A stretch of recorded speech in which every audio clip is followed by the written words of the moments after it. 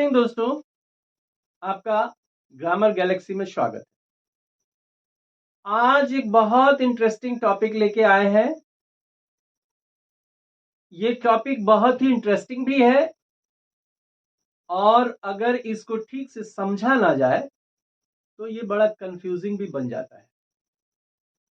तो प्रीपोजिशन को पहले समझते हैं, ए टू जेड इसको समझाएंगे, कई पार्ट में समझाएंगे, इसके टाइप्स बताएंगे, इसके यूजेस बताएंगे, एक एक कंफ्यूजिंग प्रीपोजिशन के यूजेस बताएंगे। अब देखिए, ये प्रीपोजिशन क्या होता है इसको पहले समझते हैं। तो प्रीपोजिशन को अगर इसका हम लोग ये देखें, प्री और पोजीशन, प्री और पोजीशन दो शब्दों से मिलकर ये प्रीपोजिशन बना है। प्री का मतलब पहले और पोजीशन का मतलब स्थान। तो इस प्रीपोजिशन का स्थान कहाँ होता है और ये कैसे क्या करता है, ये जिसके साथ आता है उसको दूसरे शब्दों से रिलेट करता है, कैसे करता है वो देखते हैं। पहले इसका डेफिनेशन देख लें। A preposition is a word placed before a noun or pronoun to show its relation to some other word in the sentence. एक सेंटेंस में ये किसी नाउन या प्रोनाउन के पहले आता है। इसका पोजीशन नाउन या प्रोनाउन के पहले होता है। नाउन या प्रोनाउन होने का मतलब ये प्रीपोजिशन के बाद जो शब्द आएगा, प्रीपोजिशन के बाद जो शब्द आएगा वो या तो नाउन होगा या प्रोनाउन होगा। इस नाउन या प्रोनाउन को उस प्रीपोजिशन का ऑब्जेक्ट कहते हैं। तो प्रीपोजिशन जो है एक शब्द से भी बनता है और शब्द समूहों से भी बनता है। तो ये जो शब्द समूह से जो बनते हैं उसको फ्रेजल प्रीपोजिशन कहते हैं, उसके बारे में भी पढ़ेंगे। तो प्रीपोजिशन एक ऐसा शब्द है जो एक नाउन या प्रोनाउन के पहले आता है और आके सेंटेंस के किसी दूसरे वाक्य के साथ उसको रिलेट करता है या उसका रिलेशन बताता है। जैसे यहां पे कुछ सेंटेंस हमने लिख रखा है, ही वेंट टूवर्ड्स मार्केट, वह मार्केट की तरफ गया। तो टूवर्ड्स जो है मार्केट का वेंट के साथ मतलब एक वर्ब के साथ उसको रिलेट करता है। गया किधर? Towards the market. A boy is standing at the gate, at के बाद ये एक नाउन आया है गेट और उसका रिलेशन स्टैंडिंग से दिखाता है। कहां खड़ा है? गेट पर। My father came here before March, मेरे पिताजी यहां मार्च से पहले आए। तो ये बिफोर हमने कंजंक्शन में भी पढ़ा है कि ये कंजंक्शन का काम भी करता है लेकिन प्रीपोजिशन का भी काम करता है। कंजंक्शन का जब ये काम करेगा तो उसके आगे एक क्लॉज होगा, लेकिन यहां बिफोर के बाद एक नाउन आया है, एक महीने का नाम आया है, नाउन है। तो बिफोर जो है मार्च का रिलेशन यहां से बताता है केम हियर, दूसरे वाक्य के दूसरे भाग से बताता है। What are you looking at, तुम क्या देख रहे हो? तो एट ये प्रीपोजिशन है। अब कहेंगे कि भाई प्रीपोजिशन का यहाँ पे आपने तो ऑब्जेक्ट बताया, ये प्रीपोजिशन है, इसका ऑब्जेक्ट गेट है, बिफोर है, इसका ऑब्जेक्ट मार्च है। इस एट का ऑब्जेक्ट कहाँ है? इसमें तो कोई ऑब्जेक्ट है नहीं, इसके बाद कुछ है नहीं। तो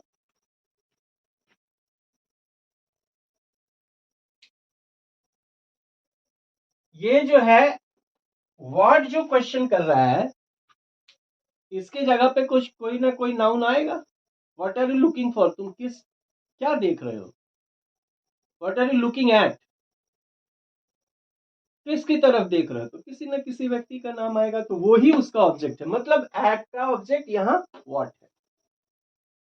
eight the moment of opening ceremony I was present there, यहां देखिए एट पहले ही आ गया।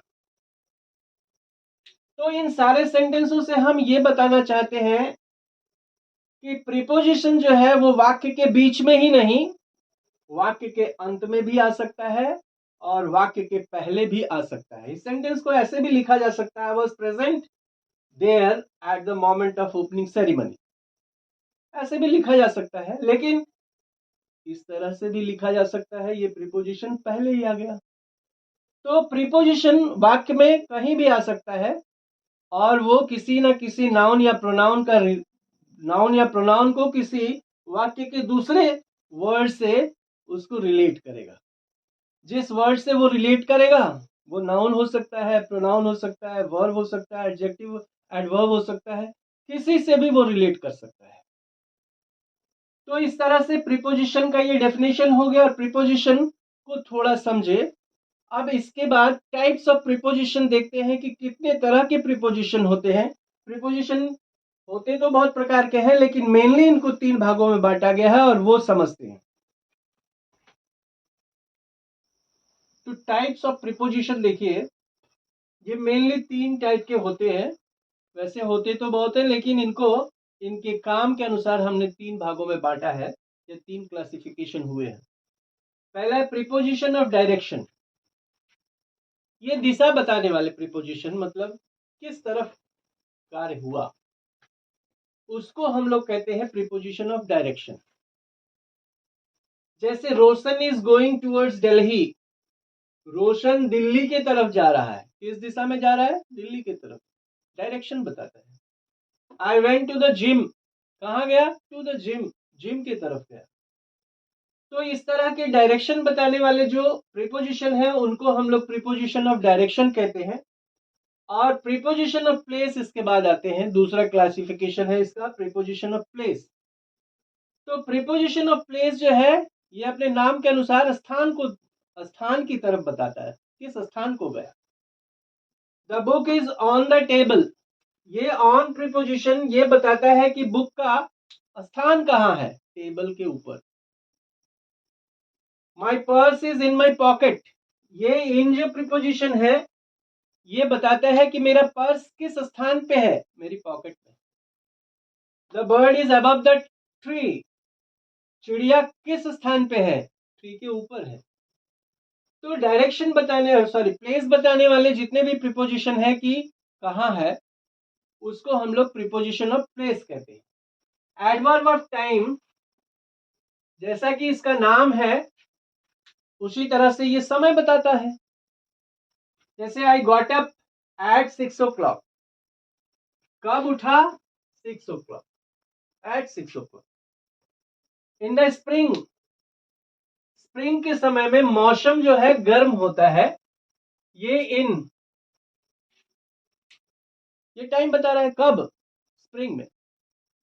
आई love to go skiing on weekends, ये ऑन जो है ये प्रीपोजिशन कब हम स्कीइंग के लिए जाते हैं वो बताता है। तो इसलिए इसको एडवर्ब ऑफ टाइम कहेंगे, मतलब ये एडवर्ब ऑफ टाइम की तरह यहाँ प्रयोग किया गया है। स्कीइंग का मतलब बर्फीली जगहों में आप देखते होंगे सैलानी जाते हैं यात्रा करने, या वहां पे खेल खेलते हैं, वो बर्फ पे सरकते हैं, जिसको हम लोग स्कीइंग कहते हैं। तो इस तरह से प्रीपोजिशन को 3 प्रकार में बांटा गया है। Preposition of direction, preposition of place, preposition of time. और इनके एग्जाम्पल भी आपको दिए। अब जो है प्रीपोजिशन हम लोग पढ़ेंगे कि कुछ कंफ्यूजिंग प्रीपोजिशन होते हैं, वो कहाँ यूज होते हैं और उनका अर्थ कैसा होता है, तब इसके बारे में देखेंगे।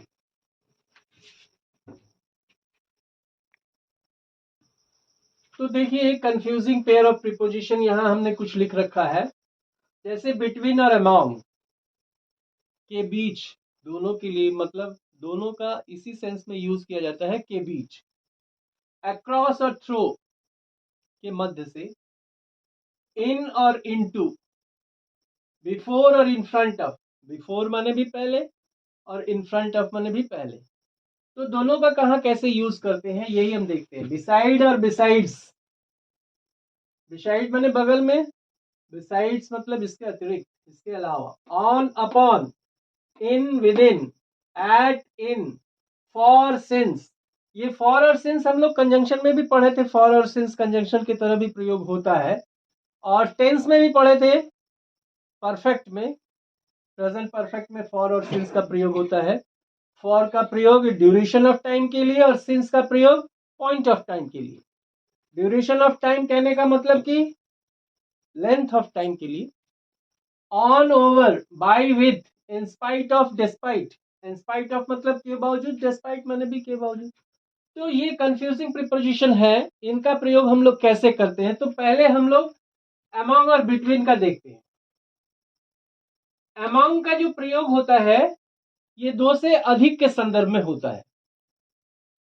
जैसे arms were distributed among the beggars, मतलब भीख भिखारियों में बांट दी गई, तो कई भिखारियों में बांट दी गई, इसलिए यहां पे अमंग लगा है। The teacher distributed sweets among them, शिक्षक ने मिठाइयां उनके बीच बांट दी, तो वो कई लोग रहे होंगे, तो कई लोगों के सेंस में, कई लोगों के संदर्भ में हम लोग अमंग का यूज करते हैं। लेकिन बिटवीन का प्रयोग दो के लिए करते हैं, दो के बीच। जैसे the match will be played between India and Australia, India और ऑस्ट्रेलिया इन दो के बीच मैच खेला जाएगा, इसलिए बिटवीन लगा। तो दो से अधिक के संदर्भ में हम लोग अमंग लगाते हैं और दो के लिए हम लोग बिटवीन लगाते हैं। लेकिन यहां एक सेंटेंस हमने लिख रखा है, there is a tournament to be played between India, Australia and New Zealand. तो इसके बीच अगर पारंपरिक संबंध है, कोई म्यूचुअल रिलेशनशिप है, तब हम दो से अधिक के सेंस में भी बिटवीन का प्रयोग कर सकते हैं। अन्यथा दो के बीच ही अगर हमको करना है तो बिटवीन का प्रयोग करेंगे। लेकिन दो से अधिक के बीच में प्रयोग करने के लिए उसमें म्यूचुअल रिलेशनशिप होना चाहिए, पारस्परिक एक संबंध होना चाहिए, तभी हम कर सकते हैं। दूसरी बात यह बताना है कि बिटवीन के बाद जो है, बिटवीन के बाद जो नाउन, जो प्रोनाउन आएगा वो ऑब्जेक्टिव फॉर्म में होना चाहिए। भाई नाउन तो सब्जेक्ट में भी और ऑब्जेक्ट में भी उसी तरह का यूज होता है, लेकिन प्रोनाउन में हम लोग ये ध्यान रखेंगे कि बिटवीन के बाद जो है वो हम ऑब्जेक्टिव फॉर्म में यूज करेंगे। आई नहीं यूज करेंगे, मी यूज करेंगे, ही नहीं यूज करेंगे, हिम यूज करेंगे। तो और बिटवीन के साथ, बिटवीन के बाद हमको अगर कंजंक्शन का प्रयोग करना है तो एंड। चलिए इन सारी बातों को भी लिख लेते हैं, तो इन सबको नोट कीजिए, फिर आगे बढ़ते हैं।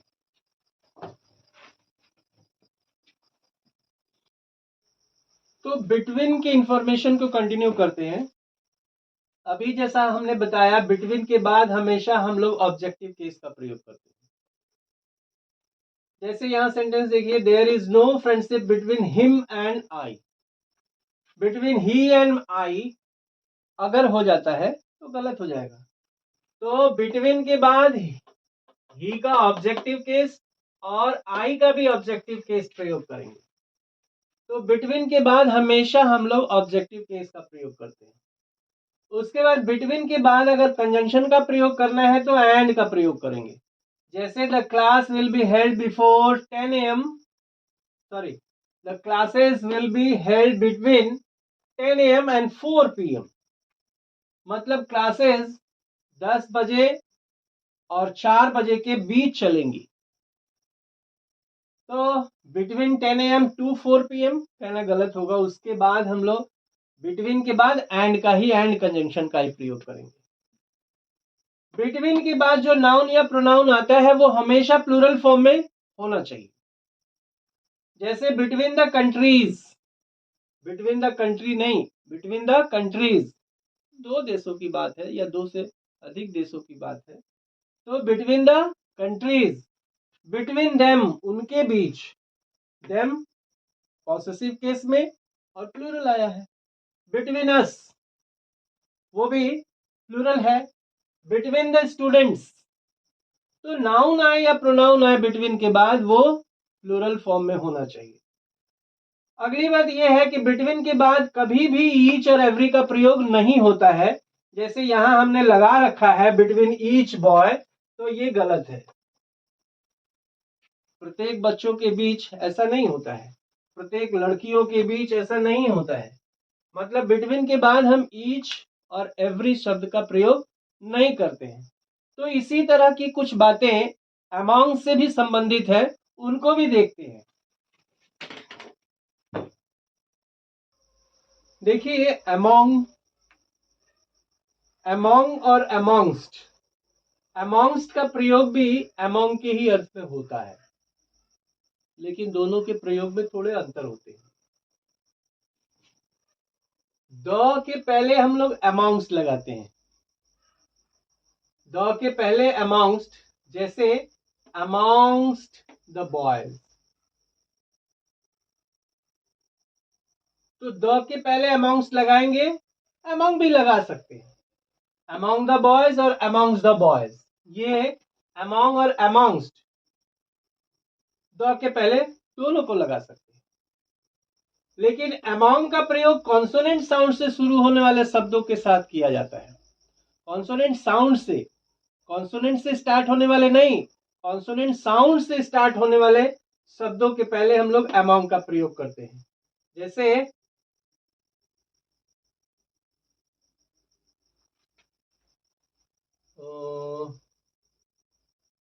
अमॉन्ग का प्रयोग कॉन्सोनेंट साउंड से शुरू होने वाले शब्दों से पहले तथा अमॉन्ग्स्ट का प्रयोग वॉवेल साउंड से शुरू होने वाले शब्दों से पहले करते हैं।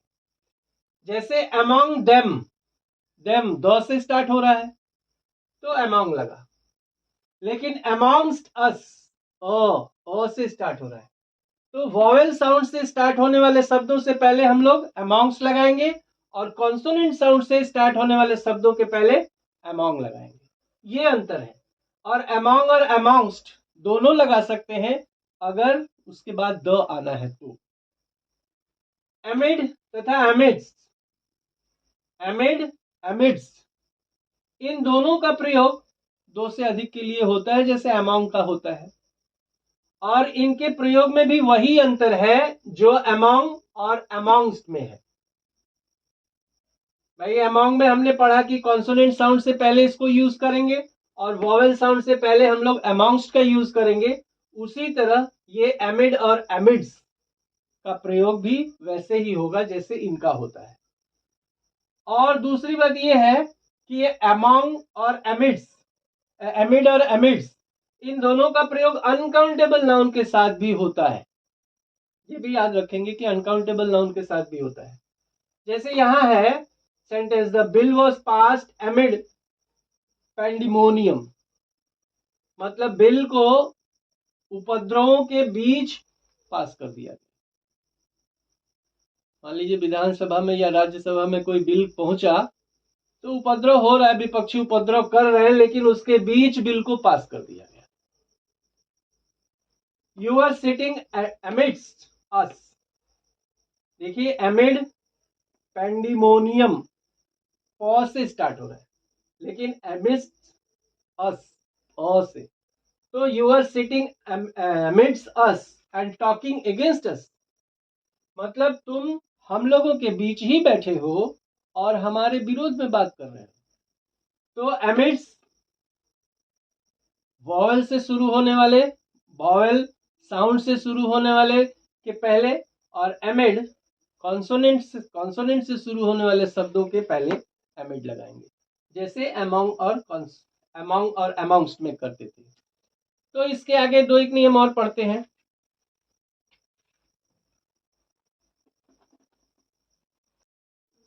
अब देखिए बिसाइड का मतलब होता है के बगल में, और बिसाइड के साथ एस लग जाए बिसाइड्स, इसका मतलब हो जाएगा के अलावा या के अतिरिक्त। जैसे ही सैट बिसाइड मी, वह आया और मेरे बगल में बैठ गया, तो के बगल में बैठ गया।